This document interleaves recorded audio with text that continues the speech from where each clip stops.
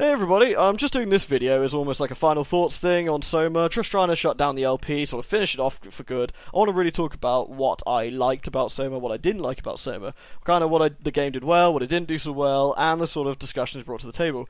Obviously, there's going to be spoilers throughout, so if you haven't seen the game, either if you fancy watching my LP of it, please do so before watching this. I think it'd be a good idea.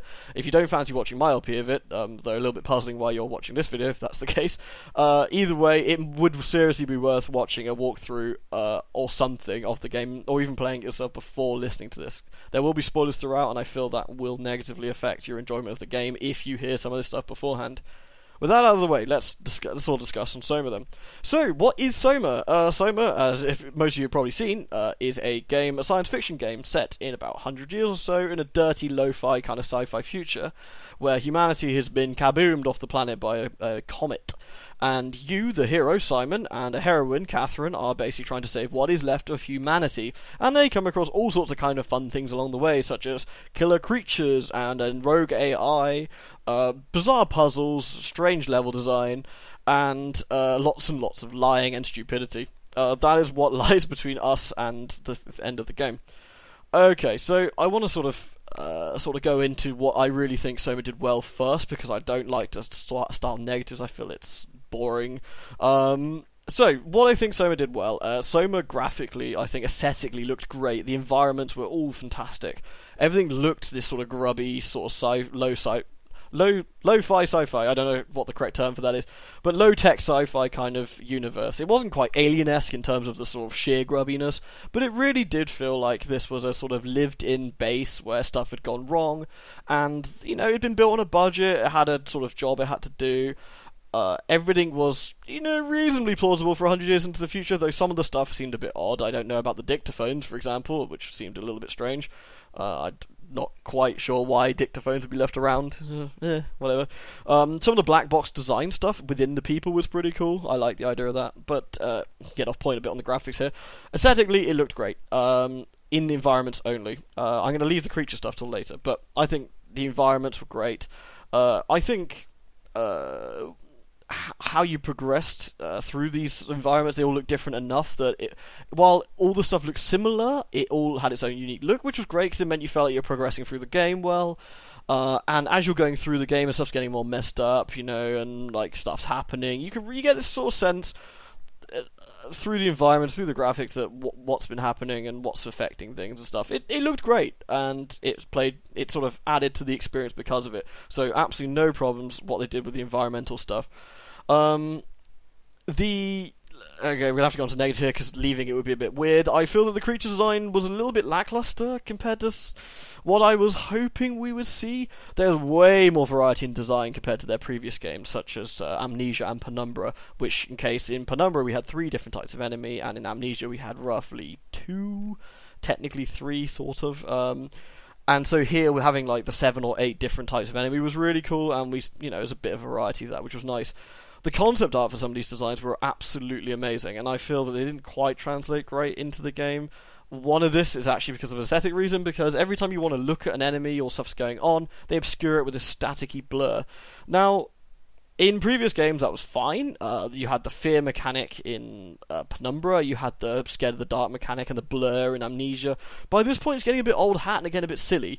Looking at this create static in the sort of optic center of the character you're playing, it's getting a bit like, do I really need to have this all blurred out? I wouldn't mind if I actually liked to see some of these creatures a bit better, like without this crappy visual effect going over all the time. Which is another negative, I might add, that all the visual effects they kept shoving onto the screen, which you can turn off, but it seems a bit like you're not playing it like they wanted you to see it. But it felt a bit annoying. Blurs and shaking and like chromatic aberration around the corners and stuff. It's just like, ugh. It's very rare you ever keep a clear picture or a clear screen image in the game, and that's for something that, I don't know, was trying to show you something that's just cool stuff visually. I feel it's a bit of a negative. Don't know. Maybe that's just me. It's definitely a personal preference here. I really don't like rocky, shaky, blurry stuff because it makes me feel a bit bleh at the best of times. And trying to play like that while trying to concentrate on puzzles or dodging enemies or attempting to be scared, there's a problem. Yes, but that's enough harping on negatively about the sort of designs. I do think some of the designs were really cool. I liked the, what time is it, Mr. Fox, like, bummer monster that you got that, like, look, if you moved when it was looking at you, chased you. It was quite cool. I actually, while I gave him a bit of grief, I kind of like the look of Mr. Cryptic Bullshit guy. He was pretty cool. I don't know who it was. The doctor guy, towards the end. I think he looked kind of cool. It's a shame you didn't get to see him properly. I feel that if you did, maybe the character model looked like ass, but I don't know. It looked kind of cool. Yeah, so anyway, that's enough about aesthetics, I think. A lot of positives there, a fair few negatives as well, with what it did. In terms of sound design, I have absolutely zero negatives, honestly. Actually, no, I have a small one, but for the most part, the sound design was absolutely amazing. Even though the game I would still describe as a sci-fi game, not a horror game, I feel there was a lot of really spooky sort of sounds going on, some clanking pipes, noises, the beep boops of doors, everything just sounded great. It really felt like you were there. They got that down. They really got that down. It's like kind of like Dead Space 1. Its sound design was just top notch, and it really added to the experience, and here was no different. My minor point here is some of the voice actors really phoned it in, which was a bit of a shame. Like, they were poor. However, our leads were great. Catherine and Simon's leads were absolutely fantastic. The voice actors there sounded brilliant. No complaints at all. I really believed the characters were who they said they were. They weren't just acting and reading a script. They really, really got the lines right. Some of the minor characters were a bit, but other than that, it was fine. Yeah, so absolutely no. I think they got the sound absolutely spot on. Well done, really, really good job. So I'm trying to get through these a bit quickly because the game actually has interesting topics to talk about rather than what I thought about the game. So sorry if I'm rambling here. Gameplay. Okay, this is what I really wanted to talk about, and the story, I suppose. But gameplay first. So the gameplay is a extension of Penumbra and an extension of Amnesia, and it massively suffers for it. It did not need to be an extension of these games. It is still using the same engine, I believe, the old H.P. Lovecraft ending. Maybe it's heavily modified, but because of this, everything plays out the same as it always has done, and that's a real shame. You run into a monster, the monster will follow a pattern, the same pattern the monsters followed in Amnesia, the same pattern they followed in Penumbra. They might have slight AI scripting changes, but generally the monsters will do a small patrol around a room, slap around a bit, or do a thing, and they will move in a square, bizarre animation that they always do. It just was the same stuff, and it just really could have done with a bit of freshening up, which I thought was a shame. The gameplay has been limited as well. They've gone definitely for the more story-based, we show you stuff, you don't touch stuff approach. And you know how much I like fiddling with things. In this case, the lack of being able to touch anything was a real shame. You got this huge, really interesting environment you've put yourself in, again, which I reckon look great. There's all these things you can look at and touch, but then you can't really touch or manipulate anything, because reasons. You can't shift boxes around like you could before, or fling things around, or just grab items and wang them around. It's a real shame, and it really that hurts my immersive experience when you've got an engine that can open drawers, but for some reason all the stuff you can't pick up anymore. You can pick up about 50% of it, which is weird, because sometimes there's no rhyme or reason why you can pick up one thing but not another, or manipulate an object, or fling it around. The fact that this is what Penumbra did really well, and if anything, you should have dropped the whole enemy sort of AI and done something new, but kept the way Penumbra did all its item manipulation. It was fun. You could literally wing everything around. In Penumbra, in the very first room, you could fiddle with the pillows or smack a bottle against the wall or anything. In this, you can fiddle with some of the stuff if it lets you. You can't move the people around anymore. You can't move any of the heavier objects around anymore. It's just a bit strange. I miss that. It's not massively important overall, but it's limiting. And the gameplay itself is something just to talk about. It's definitely a more, like I said, it's a we show you, you don't do kind of thing. The game is, I don't like using this word, by the way. A lot of people like to use the word walking simulator to describe a game which is an adventure game where you just walk places, see things, and move on to the next place. I don't like that because it's quite a derogatory term for the game. I feel it sells it a bit short. But for what you got here, for lack of a better term, really, you do basically walk to one place, push a button or two, walk to another. And it kind of segments it with, you've got a monster bit here that slows down your progress and makes you think a little bit, but generally you handle it with the same way, which is just don't look at it, walk away, or wait for it to pass you. And over and over again this happens. The first area, there's a monster, you wait for it to move and you walk past it. The second area, you got it, there's a monster, you just wait for it to move, walk past it. Because the monsters again all have the same shuffly kind of AI, then they have like one gimmick each. the robot that walks around the start doesn't like it when he sees you and goes grrr and comes at you. The robot, the disco ball guy in the ship doesn't like it when you look at him, so you don't look at him. You get the idea, and it's that's they have one sort of idea each, and that's a small puzzle within itself. Which is okay, I guess, but again, I thought it was wearing a bit thin. Also lacking reasons why you can't defend yourself again anymore. I know they don't want you to defend yourself as such, because it's spookier, but it gets a bit silly when we're in a pretty hefty robot body that could probably defend ourselves against some noodly idiot with a disco ball head. I don't know, why don't we just give him a friggin' slap around the outside of the head when we run? No, we let him grab us and do nothing and just die. It's getting a bit silly. The gameplay also likes to focus on these really terrible puzzles. I'm not even sure why they bother putting them in. Penumbra had some clever stuff, like with the Morse code. This one was like, I don't know, line up some bits, flip it around till it looks about right, hit the button, move the lever, and it feels less of a puzzle or something to get interested in or something to write notes down. I actually had to write stuff down in Penumbra. It was fantastic. I had a notepad out, right, as like listening to the Morse code and doing the dots and dashes. Whereas in this case, I pulled some levers, pushed some buttons, opened one or two doors, mucked around with power settings on a button. It's all just clicky stuff. It wasn't any real thinky stuff.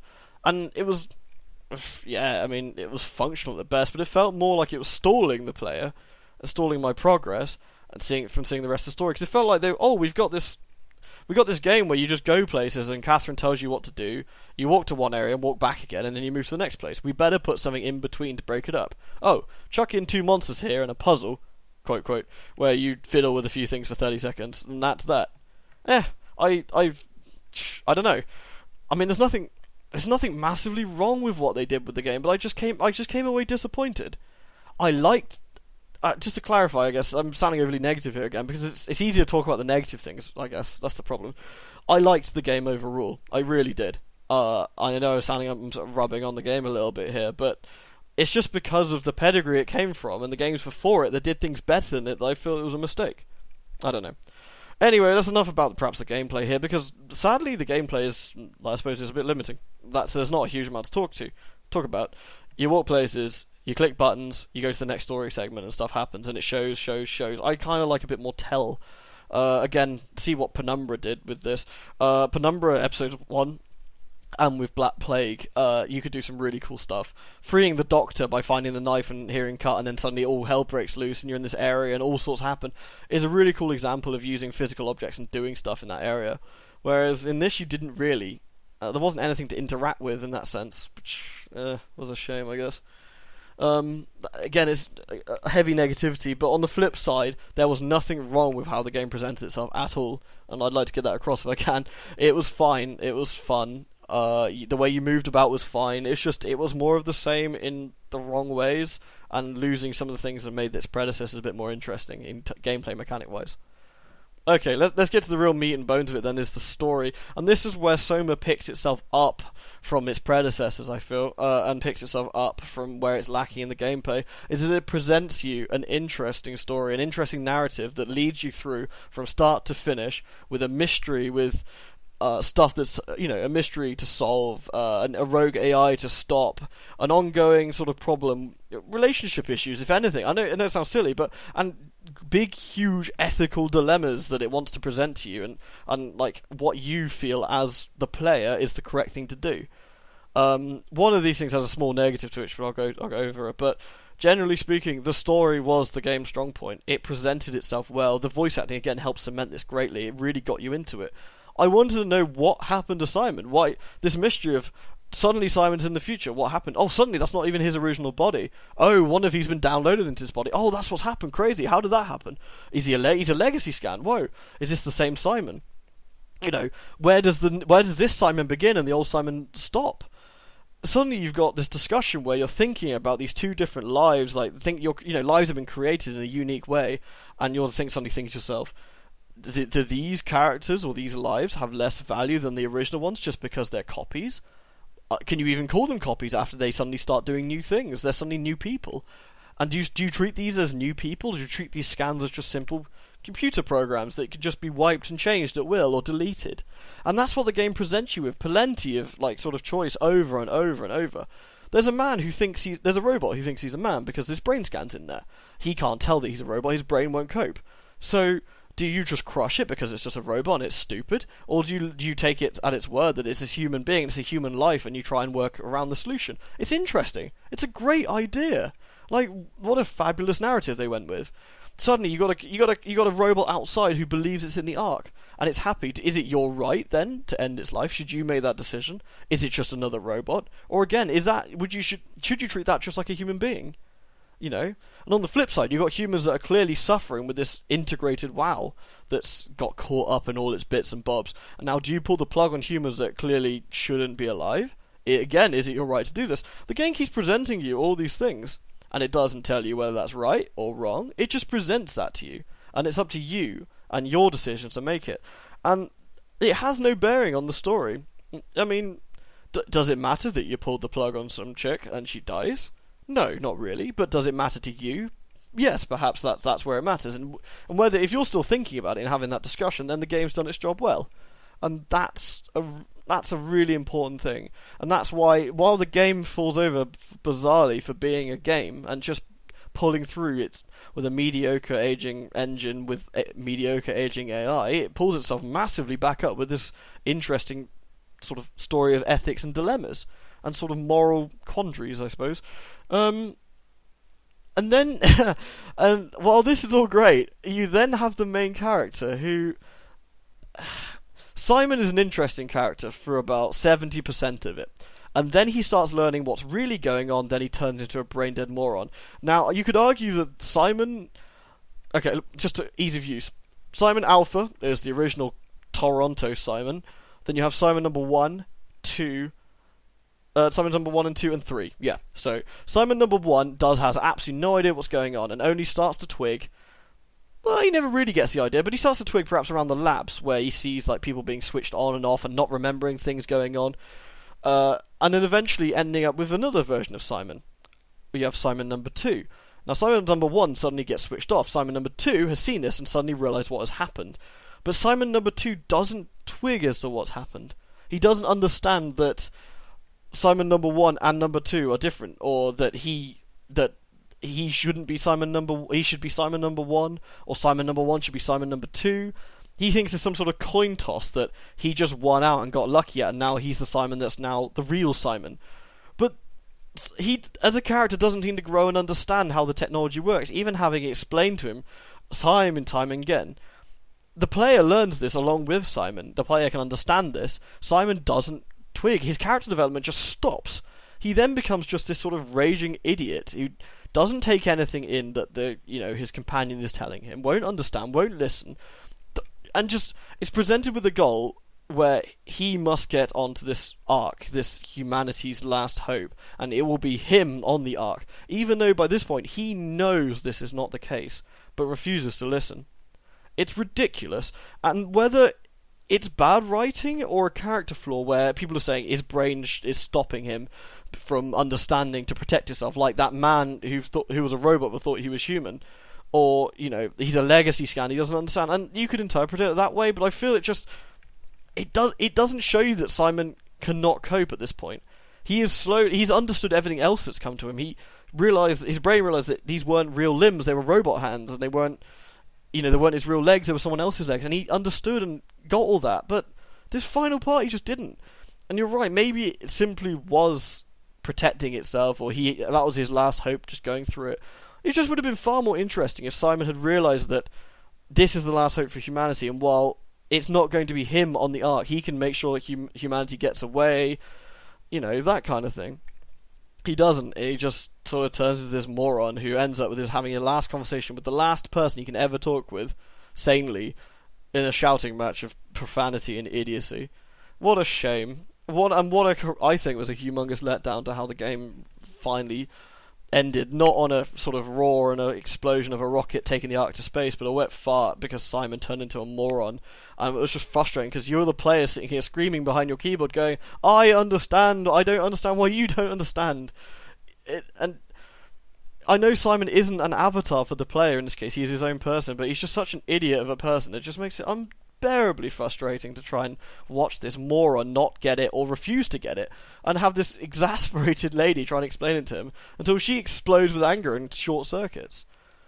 And then you have the really weak source ending. Like I said, he's left there all by himself with, presumably not long to live, unless the WoW, and he's infected with the WoW, perhaps he's dying anyway, because he shut the WoW down, and that's what's keeping him going, so perhaps eventually he'll just turn off. Then you got Simon number 3 on the Ark, who I'm assuming just also doesn't understand what happened. Maybe he thinks that he was no longer in the chair. I do wonder whether Catherine thought she'd correct him, or Catherine just kicked him in the balls and left and said, you know what, spend eternity by yourself, jerk. Who knows? So yeah, the story generally is great for the first 90-80%, and then it just goes to complete piss. And I feel this is a thing about a lot of video game stories, but I don't know, it's just the character of Simon was the big problem. Catherine was a bit of a bum earlier in, where she just wasn't... The Simon number 1 needed a lot of explanations and understanding and gentle discussion on why this, and this is happening. He got none of that, and got Catherine's like, yeah, you're a robot now, we just copied your brain from like 100 years ago, lol, and he's just like, ugh. Which is a perfectly reasonable explanation. She was doing a really bad job of it. Again, it's fine if their goal was to make me dislike Catherine early, and I really did. And I generally disliked her for the most of the game. I sympathised with her, but she was stuck with Simon number 2, though. That guy was a jerk. So yeah, let's wrap up, because this is already 21 minutes long, and it's almost longer than the actual set, and I'm just yapping on about this crap. However, overall, Soma is a good game. It is not as good as Amnesia or Penumbra in the gameplay. However, I think it's decent and slightly better than them in the story department. If I had to change stuff, I honestly think that the WoW would have been more interesting if there was some crazy Lovecraft stuff going on. But I always think that. I mean, ultimately, I think Rogue AI is one of the most dull, sci-fi, almost cliche things you end up with. Bleh. I think them digging down under the sea, the AI could have ran into something that changed it dramatically. It saw what was not meant to be seen, and then suddenly it was infecting things in weird tendrils and all sorts of crazy stuff. That's how I would have gone it. But then, that's why I don't develop video games, and these guys do, and they make lots of money with video games, and I don't. that sort of sums it up. But I don't know. Because ultimately this game is not a horror game. As a final point, it's a sci-fi game through and through with some horror elements that just doesn't work. The monsters are not scary. I know fear is subjective, but I don't know, any of you have seen Penumbra that I did, and seen Amnesia that I did. I mean, Penumbra got me in cold sweats at points. Amnesia did a little bit, but this just completely missed the mark in terms of scares. If they were going for scares, they failed, I feel. Failed massively. Which is a shame. But then I don't think they were going for scares. I think they were going to show us a story. Which is okay. It showed us a better story than Machine for Pigs. I mean, hell, that thing made me want to quit LPing. That was a bad game. Damn. Yeah, a sci-fi game that didn't live up to its predecessors, I think, would be the tagline here. A good story, a very good story, with lots of interesting discussions on ethics and moral dilemmas that fell flat in every other way. Do we play games simply for the story, or do we play them for the gameplay? Preferably both. If it was simply for the gameplay, this was not a game you wanted to play. If you like a good story, perhaps, and if you didn't care about how the gameplay rolled and just wanted to sort of wander your way through it, then yeah, it's okay. Would I recommend it? Difficult. Again, if you're the fan of the story, which now all of you have seen, those of you who watch the LP, of course, that's it. I don't think there's a lot to go back to. There's no difference in the second time. Your decisions changing doesn't affect anything. So yeah, I don't know. I'd be interested to see your thoughts on it. I mean, you've heard me ramble and go through, and I had a set structure for this that I always abandoned, so I'm talking about things like it not being a horror game at the end as opposed to the beginning, which probably would have been a good idea. Who knows? I'd be interested to hear your thoughts as usual, and what you thought of my thoughts, I guess. I am curious as, how many of you agree with me and how many of you disagree, and say, no Halloween, you gigantic shitter, the game was fantastic. Or, no Halloween, you gigantic shitter, the story was terrible, what are you talking about? Either way, it was an enjoyable experience overall. I don't like giving ratings out, I suppose, but some people like numbers, don't they? If I was to say, someone said, what would you give Soma? Simply, its story alone carries it to a 7 out of 10. If you were rating it highly on gameplay, then you'd probably get slightly lower. But I feel it is an above average game. It's an above average experience that I won't forget anytime soon. It's not a forgettable one. It had interesting questions that I somewhat fell apart towards the end, but hey, you can't fault it for that. It did a pretty good job. So yeah, there you go. That's my thoughts laid bare for you, and ending the LP.